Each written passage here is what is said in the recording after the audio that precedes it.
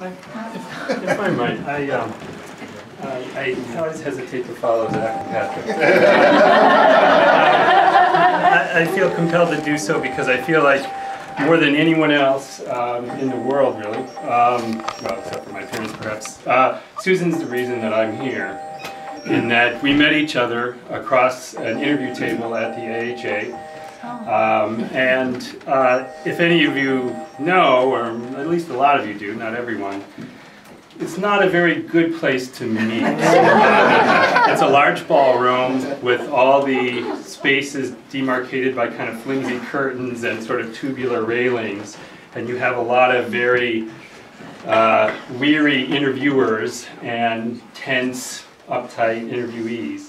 And so, and I did a fair number of interviews that happened at that convention, but Susan really stood out the moment I met her. It stood out for her clarity and sharpness of mind, for her broad knowledge and interests, and I think what I appreciated the most was her ability to connect and her empathy.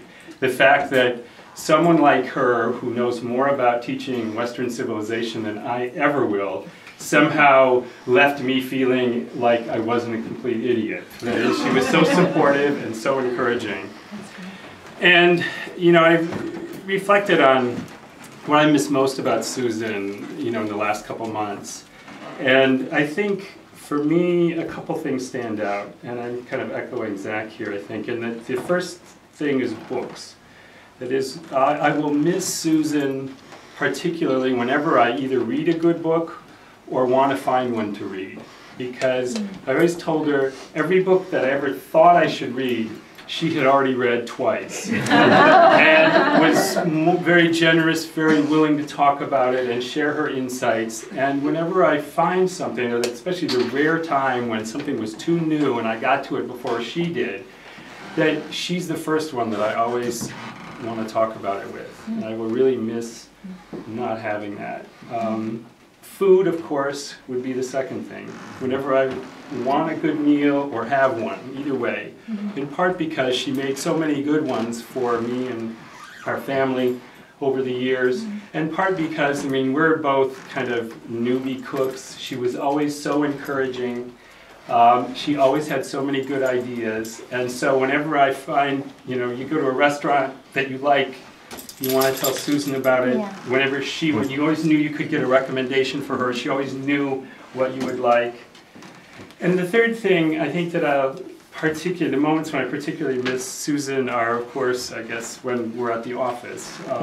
In part, it was so great to have a colleague who was both so knowledgeable, so helpful, so willing to share her time and expertise, but also to see her working with students. To see how demanding she could be, how tough she could be on them, but how generous she was with her time, how much she cared for them, how she got the best out of those students and really made them excel and really inspired them. And I've always found that an inspiration to me, and I'll miss her deeply for that. And I think, sort of in sum, I think what I always miss is I always associate Susan with the finest things in life. And the fact that she isn't there to share them, I will never forget. And some of you know our son is 10 years old, and I think he summed it up best. He's not a man of many words. He said, we will miss Susan every day, every week, and every month. Oh. And that's what I feel. Thank you. Nice job. Thanks. My boy too, and the kids and I were making cookies. I said the kids about making cookies with me today because the Toll House recipe chocolate chip cookies are one of the final things that I brought to her when she could still enjoy food. And I find myself longing for some kind of altar where I can leave an offering of some kind, something that the person in the afterlife might especially like. And in my mind, the altar had, you know, and I know she's against all this probably woo-woo stuff, but, you know, it's all a selfish desire by the living. But a couple of sticks of incense burning, a couple of bottles of the finest wine, whatever, Cote d'Ivoire, whatever, and a plate of cookies. And so she's not But as far as I know, they're in the kitchen, and it's going to mean the most to me to take all these empty platters if I can. Feed her personally, feed her loved ones, and they're from me and the Steinwettle Morgan kids. Thank you. So, wonderful. I can put the Morgan kids with you.